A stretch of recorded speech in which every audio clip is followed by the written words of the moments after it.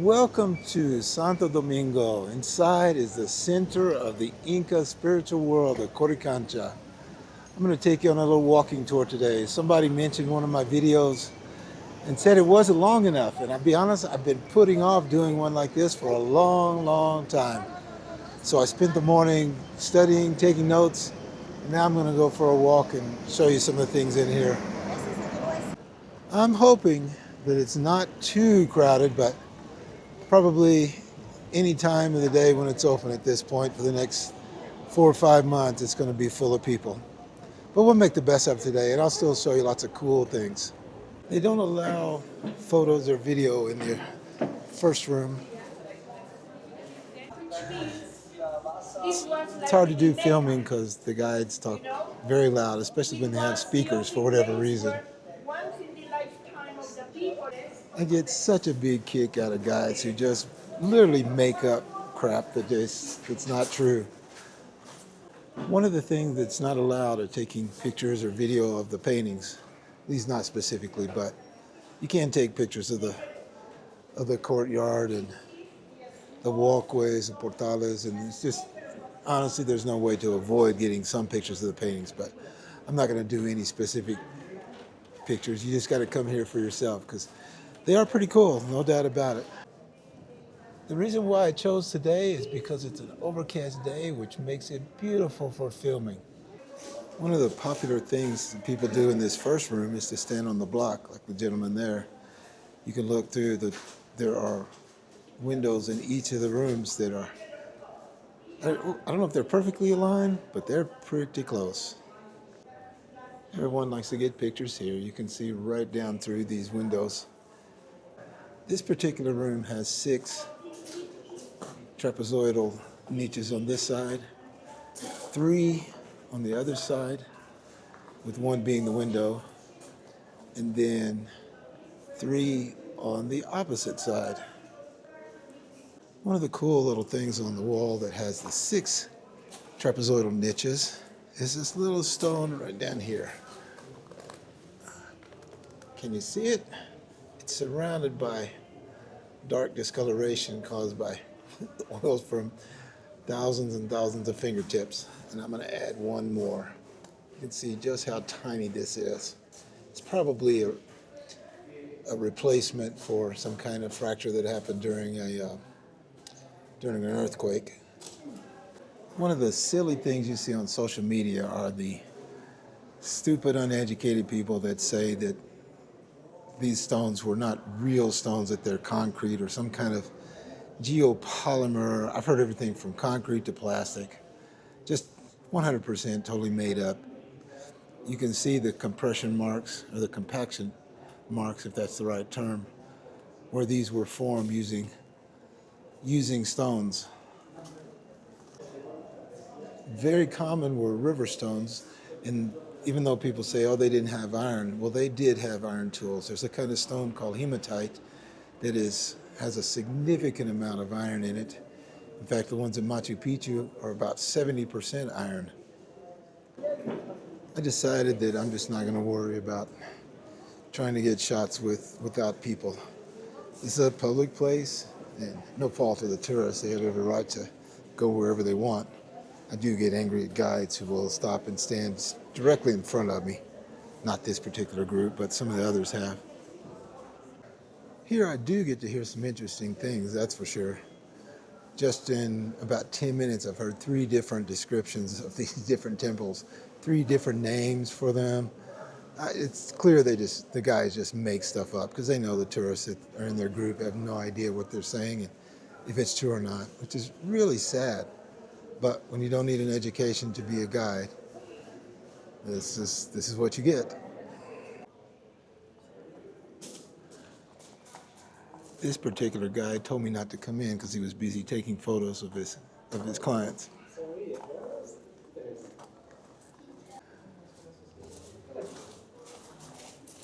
One of the myths that you hear all the time about this is that, and any Inca construction like this, is that the walls were made to be earthquake proof or at least earthquake resistant.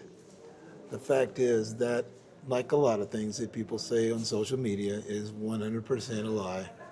It's totally made up. There are no Inca earthquake-resistant walls. Stones put up against each other, crack. Sorry, that's just the way things work. All these walls were intended to be maintained and repaired when necessary. The Incas, of course, knew that this was an earthquake-prone region. There's not a single building that has survived earthquakes in this entire region. Not one.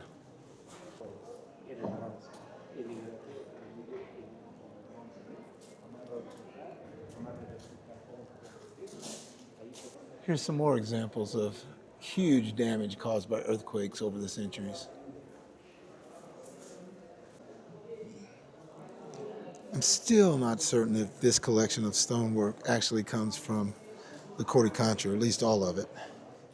It's just like a bunch of this gathered here. I know there are some on another part of the site that are 100% colonial.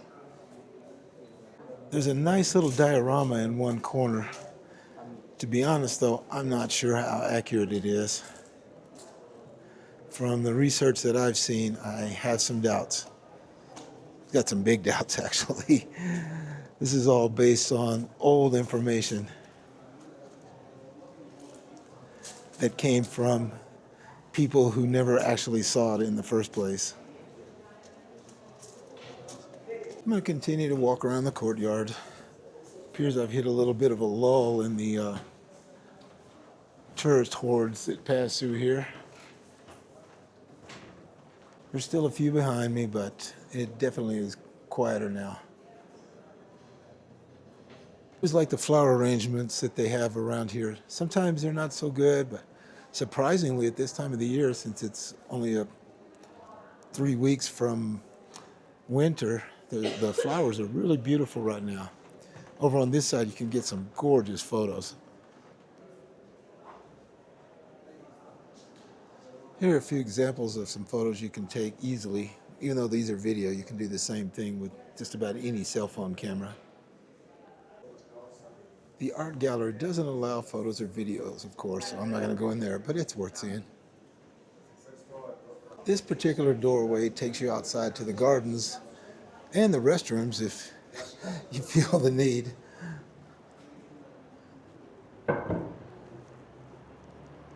Back here is the original monastery.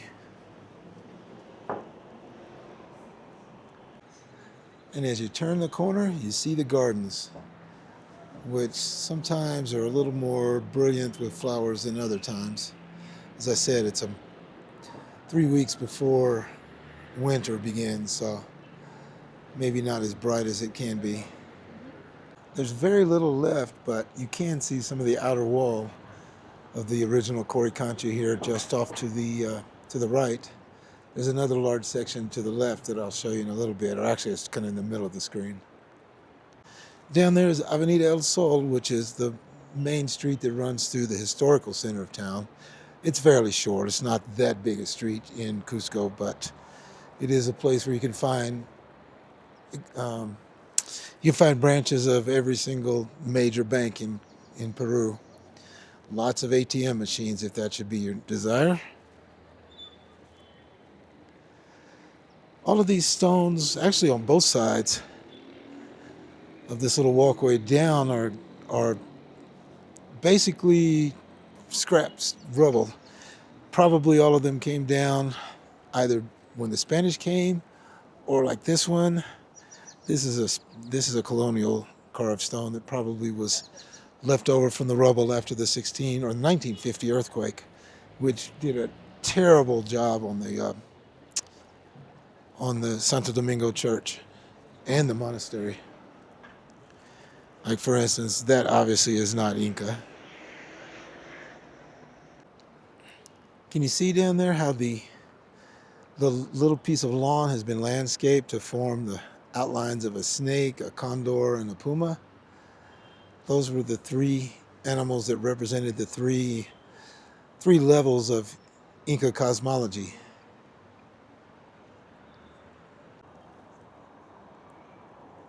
Here's another look at the original Inca wall with this, the Dominican monastery up above.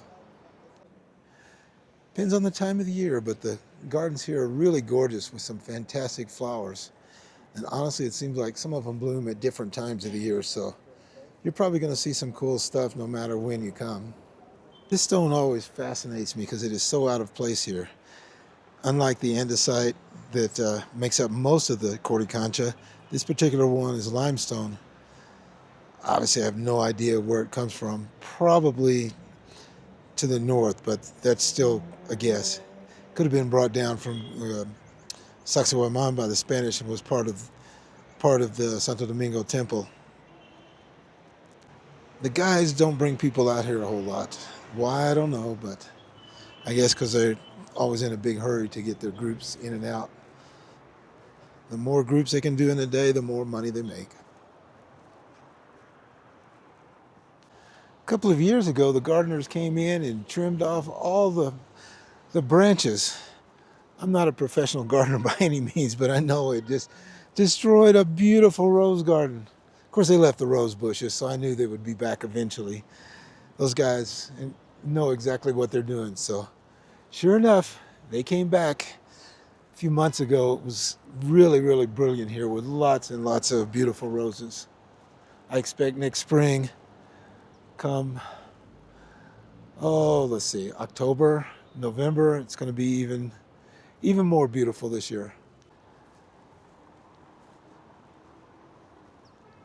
Some more original Inca walls with the church up above. I'll take you up there in a little while, but that wall, the second wall up above, is one of the most famous in all of the Inca Empire.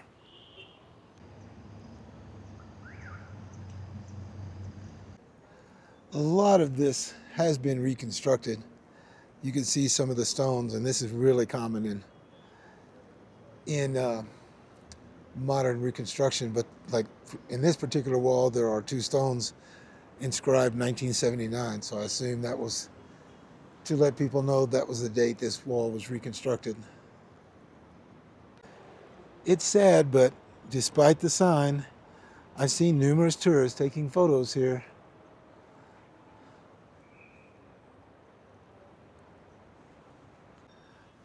I always thought this was a really cool little archway. Problem for me is that trash can kind of gets in the way. It's easy to imagine Dominican monks here 500 years ago, or almost 500 years ago, working in the gardens, focusing on their religious contemplation before going back up into the monastery above. It's really a beautiful place, and they do a fantastic job with this. It's a shame more people don't come down here and spend a little time relaxing in the gardens. One cool thing that just opened a week ago, there's a little cafe here. It's a nice place to sit down. They've got some tables and chairs back there. Plenty of room to relax and get some good coffee. This last room I'm going to show you is actually part of two rooms that connected by a single hallway. The hallways in this particular room still exist, but the other room was destroyed to make room for the church on the other side. The Dominicans used these rooms for themselves, and many of them, if not all of them, were plastered and painted.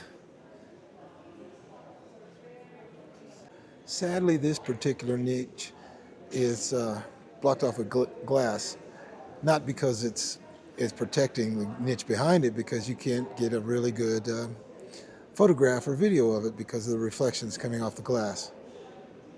This is one of those places that you see on social media of an out of context photograph, and people like to say all kinds of things about what this was without even realizing that much of it, if not the majority of it, was actually reconstructed with pieces that they found to give them an idea of what it originally looked like after the 1950 earthquake. Here's the ceremonial niche from behind. It's pretty obvious which parts were redone after 1950 and which parts were original.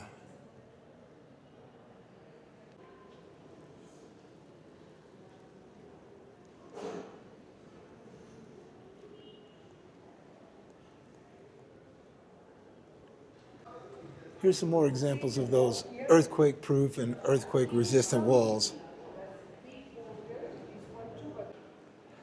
This is probably a carbon copy of the other room on the other side, and I'll show you where it would have been.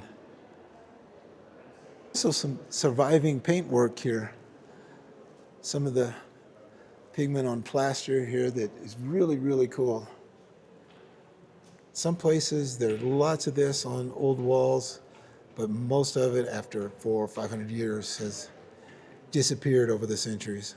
Surprisingly, this is still here because the wall survived the 1650 and 1950 earthquakes. There's one idiot on social media on Facebook who likes to tell people that these aren't even real stones, that everything is just a facade on the outside. Of course, he's never been here. He says everything he has is from photographs he took off the internet. This particular hallway split the temple that we were just in with the one to the right, which was undoubtedly destroyed so they could build the Santo Domingo church. You can see where the wall was destroyed here, and it probably was a mirror image of the one beside. This particular hallway is what separated the two. It has a double jamb doorway, which signifies its extreme importance. And these stones here are in great shape. The quality of the stonework here is phenomenal.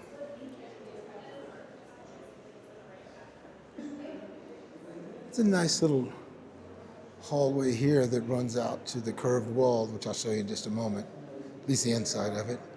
There is a room that contains all kind of religious vestments inside. Again, they don't allow, for good reason, photographs or video, so I'm not going to go inside, but it's worth taking the 5 minutes to walk through. Here you can see where the back wall of the second temple that I told you about a moment ago that was cut down to make room for the church is actually, they also tore a hole in it basically to make a pathway through here, a hallway.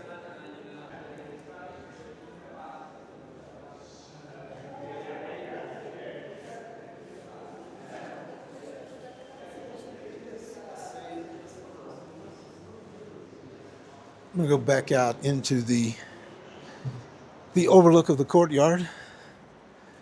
It's sad that they have to put signs here that say, please don't sit on the Inca wall, because people want to sit there and take pictures all the time. I mean, it's a pretty spot, but come on, folks. If you come here, don't sit or stand on the wall. Have a little respect. Trust me, you can stand here and get some gorgeous views.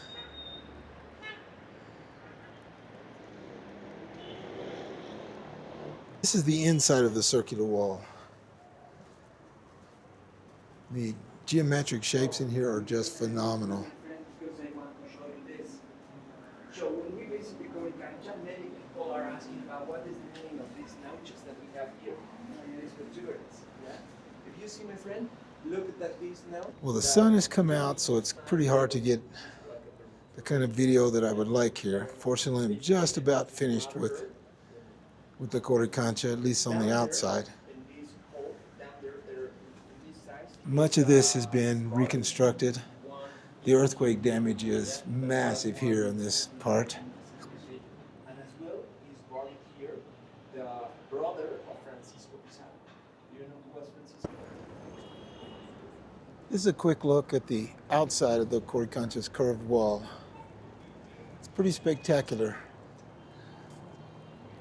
One of the misconceptions about this is that it's similar to the Sun Temple or El Torreon and Machu Picchu, and the truth is they're absolutely nothing alike.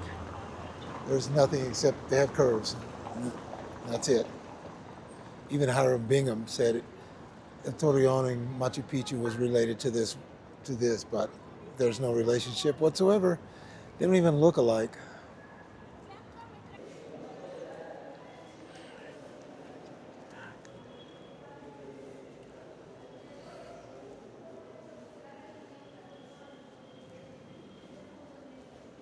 Next up, I'm going to take you upstairs on the second floor and show you some cool stuff up there that you could see.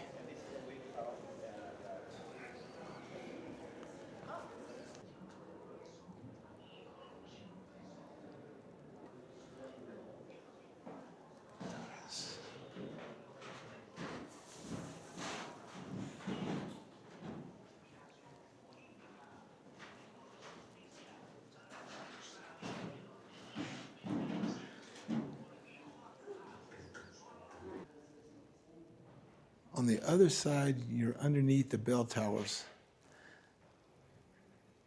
I would imagine most of this was reconstructed after 1950.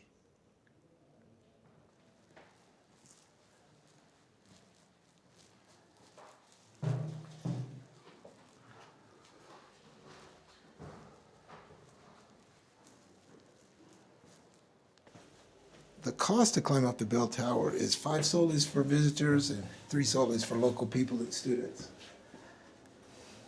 Luckily, thank goodness for me, there is a rail to hang on to.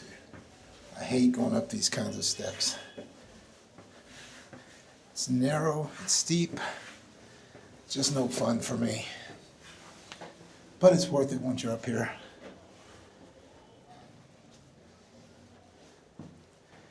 And just when I thought I was there, gotta climb up a little more.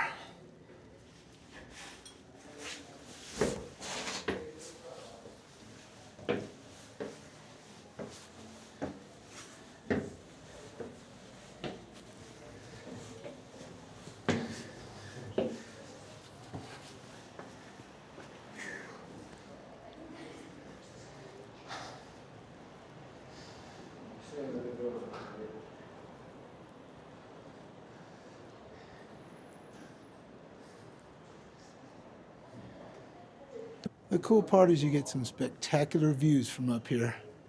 It's one of the few places, if not the only place in Cusco, that you get views like this. My apartment's over there somewhere. If I had binoculars, I probably could pick it out, but the man at the ticket booth made a point of telling everyone who bought a ticket, don't ring the bells. In fact, he says, don't touch the bells. I guess they probably have people that try to do that often. This particular one, the main bell in the center of the tower, has a pretty significant crack in it. I wouldn't be surprised if that was when the tower collapsed in 1950.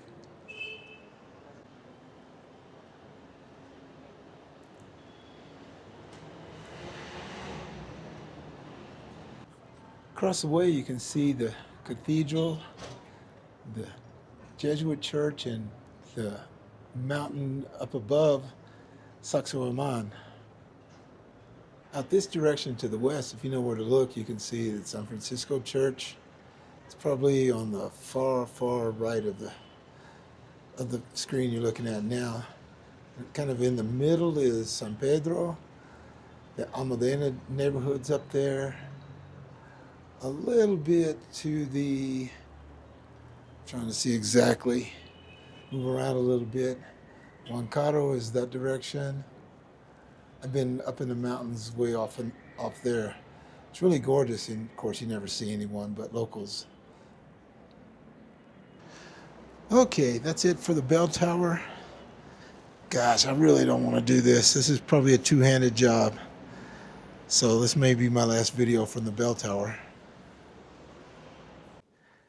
When you come down from the bell tower, you go back the way you came in, cut through the choir of the church. This is the part you're not supposed to film in, so I'm doing it from outside. I guess that's kind of cheating in a way, isn't it? I've seen all kinds of exhibits in this hallway. Last time I was here, there were photographs. This time there were drawings of Amazon plants.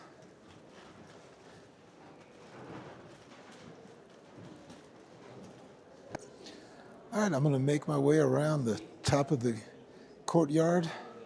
From here, at least you get a nice view of the original Inca buildings from above. Again, lots more flowers up here. In fact, there's far more flowers here than there are down below. kind of wondering if that might have something to do with the fact that up here gets a little more sunlight. But that's just a guess. You get a good look at the room we were in earlier with the painting on pigment. You can see the hallway that split the original two rooms, or two temples. It's sad most people don't come up here and get a chance to see these things from a different perspective. But honestly, a lot of people just don't have time. One last look at the courtyard before I call it a day and go grab some food.